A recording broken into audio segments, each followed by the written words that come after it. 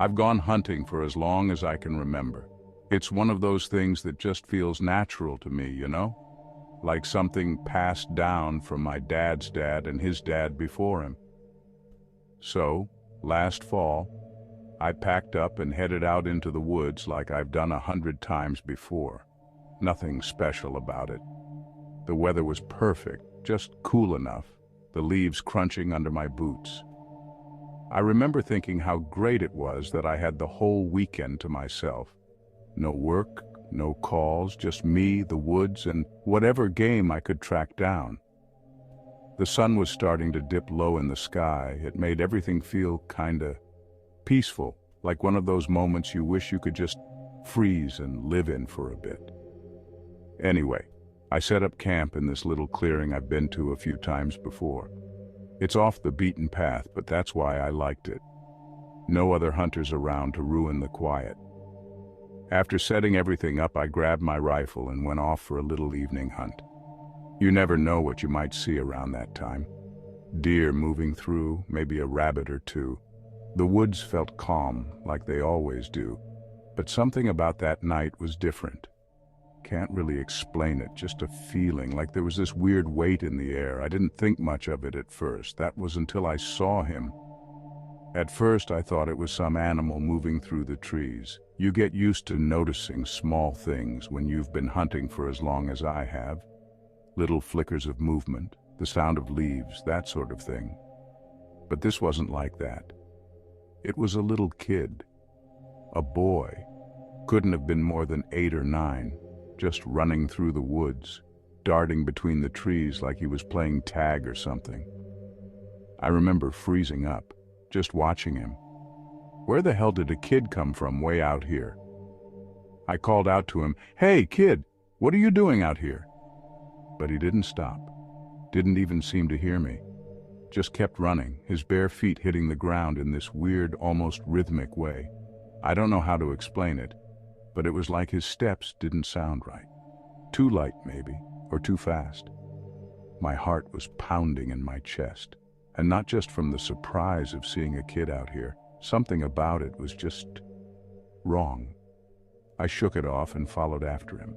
I mean, you can't just let a little boy run around in the woods by himself, right? Especially with night coming on. But no matter how fast I walked, no matter how loud I called out, he stayed just out of reach, always a few steps ahead, like he was teasing me or something. The further I went, the thicker the trees got.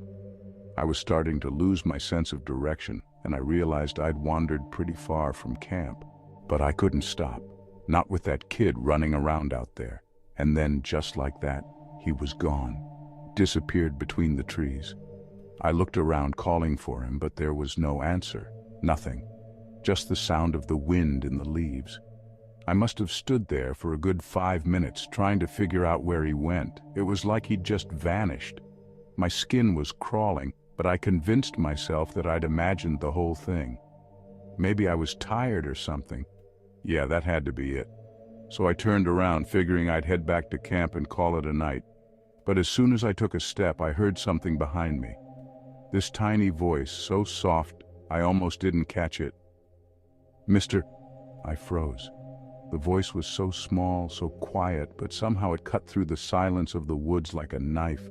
My heart skipped a beat and I turned around slowly. Standing there, a little ways off, was the boy. Same kid, only he didn't look right. I don't know how I missed it before, but now that he was closer, I could see it clear as day. His body was wrong. One half of him was lower than the other, like he'd been folded in on himself. His head was tilted, his shoulders hunched, and his legs. One was shorter than the other, making him stand at this weird, slanted angle. It was like someone had taken a regular kid and just messed him up, like a puppet with its strings tangled.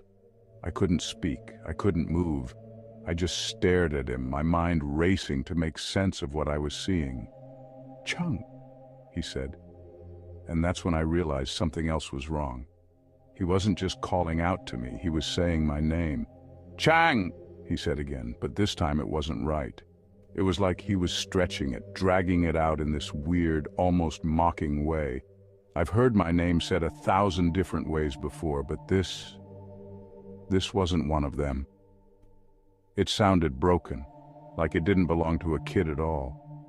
I just stood there, my mouth dry, my heart pounding in my chest. My brain was trying to catch up with what was happening, but it felt like everything was moving too fast and too slow at the same time. Part of me wanted to run, but I couldn't make my legs move. It was like they were glued to the ground. All I could do was watch him, this boy, or whatever he was, standing there with that messed up body and that voice that didn't sound human. He took a step toward me, and I swear the way he moved, it was like his body wasn't working right. His legs dragged, his arms hung too low, and his head was still tilted at that weird angle. But his eyes were locked on me the whole time, like he was seeing right through me. I opened my mouth to say something, anything, but nothing came out. What do you even say in a moment like that? What could I say? Everything felt like it was spinning, like the ground wasn't solid anymore. "Mister, come play," he said again, and I swear I felt my blood go cold. That voice, it didn't sound like a kid at all anymore. It sounded too deep, too slow, like something old was talking through him, using him like a puppet. And his face, I hadn't noticed it before, but there was something off about his face too. The skin was too blue, too stretched, and his smile was way too wide, like his mouth didn't have any limits. He took another step toward me, and I finally managed to move. I stumbled back, my boots crunching on the leaves, and the sound brought me back to myself for a second. I shook my head, trying to clear it, trying to get a grip on what was happening.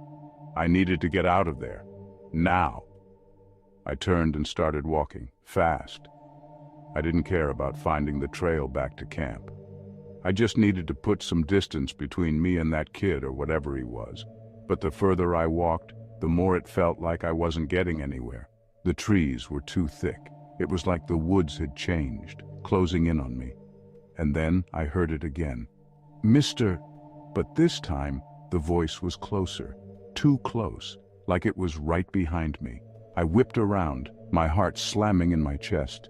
And there he was, standing just a few feet away, still smiling, still all twisted and wrong. I don't know how he got there so fast. It didn't make any sense. None of it made sense. "Mister, don't you want to play?" he said, tilting his head even further, like he was waiting for me to answer. I didn't. I couldn't. My mouth felt like it was full of sand, my legs shaky as hell. I just kept backing away, keeping my eyes on him, but no matter how far I went, he stayed the same distance from me, like he was tethered to me somehow. That's when I heard the rustling. It started soft, just a whisper of sound in the leaves around me, but it was growing louder. It was all around me now, like something was moving in the woods, multiple things. I whipped my head around, trying to see what it was, but there was nothing. Just shadows, just trees. But I wasn't alone anymore. I could feel it. "Mister," the boy said again, but this time it sounded like there were more voices behind him, like an echo, or no, like there were others, other things out there, calling me by name.